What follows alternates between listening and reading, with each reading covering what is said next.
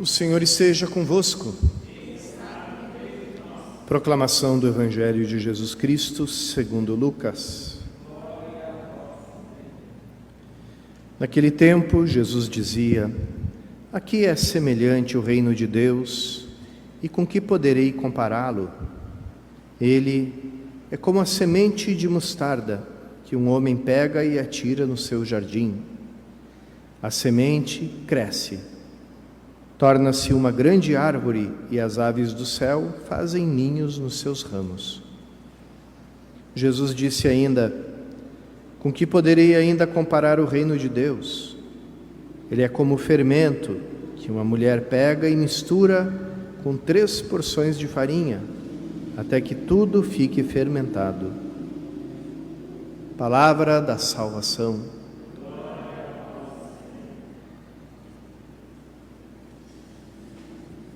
Jesus fala do reino de Deus para aquele povo que esperava vir um Messias revolucionário, político, um Messias militar, um Messias imperador, imperialista. Fala do reino de Deus de uma forma que ninguém esperava. Fala dele como um processo silencioso, calado, mas ao mesmo tempo que não se pode parar, é imparável. E é esse entendimento do reino que guiou a vida e o comportamento de todos os cristãos. Os primeiros cristãos não saíram para as ruas com cartazes, com tochas, exigindo o final das lutas de gladiadores, o final da escravidão, o final daquele poder quase onipotente que o pai de família tinha no seio da sua casa, né? A pátria potestas. Não foram fazer nenhum tipo de levante nem de revolta, mas introduziram no coração, primeiro dos fiéis e depois foi passando para outros, uma forma de viver que segue certos princípios, que segue deixa muito claro certas coisas. A gente viu São Paulo falando da submissão da mulher ao esposo, do amor do esposo à esposa. Mas antes de falar disso, ele diz uma palavra surpreendente. Ele diz: irmãos, vós que temeis a Cristo, sede submissos uns para com os outros. O que é ser submisso? É entender que o outro é mais importante que eu. Então, tudo aquilo que ele vai dizer em seguida não é exclusivo, mas é inclusivo. O amor que o esposo tem para a esposa não é exclusivo dele, mas também é o amor da esposa. E dentro desse princípio que ele colocou no início da mútua submissão, também o esposo tem que considerar que a esposa é mais importante. Cada um seja submisso ao outro. E mais do que nada, também quando São Paulo diz para aqueles que eram escravos, sejam obedientes aos seus patrões, aos seus senhores.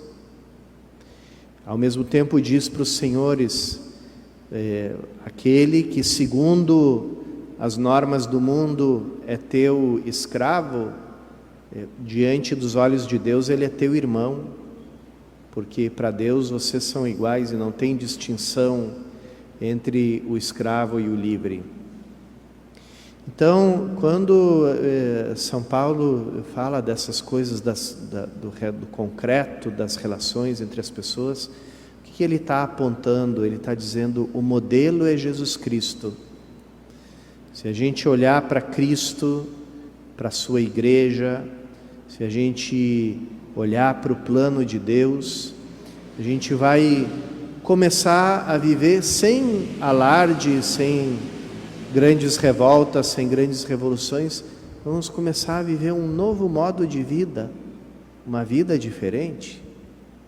E essa vida vai suscitar perguntas no mundo, como a tradição cristã conservou uma carta de um cristão anônimo, que ninguém sabe quem escreveu aquela carta, mas ele escreveu aquela carta para um tal de Diogneto, um pagão. Então essa carta ficou conhecida como Carta a Diogneto. E ele, no início da carta, ele diz assim: caro Diogneto, te respondo nessa carta as perguntas que você me fez. Quem são os cristãos? Qual é o modo de vida deles?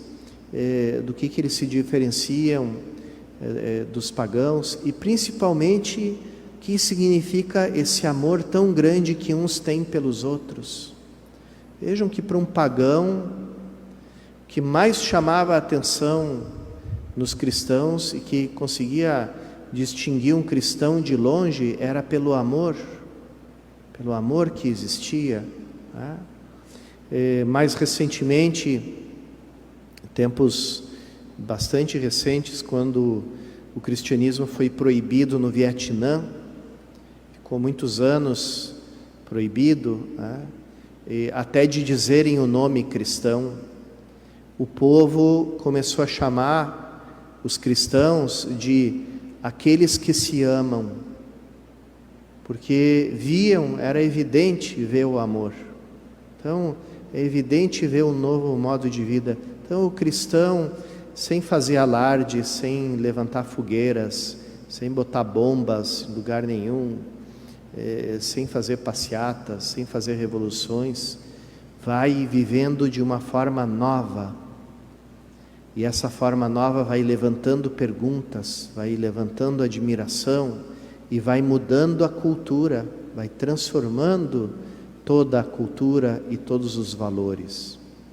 E é esse o modo próprio de agir do reino de Deus. E age de forma silenciosa, como a mostarda, o mostardeiro que vai crescendo a partir de uma semente tão pequena, e a modo de um fermento que é colocado ali e misteriosamente depois de um tempo vai olhar a massa, ela já duplicou, já triplicou de tamanho.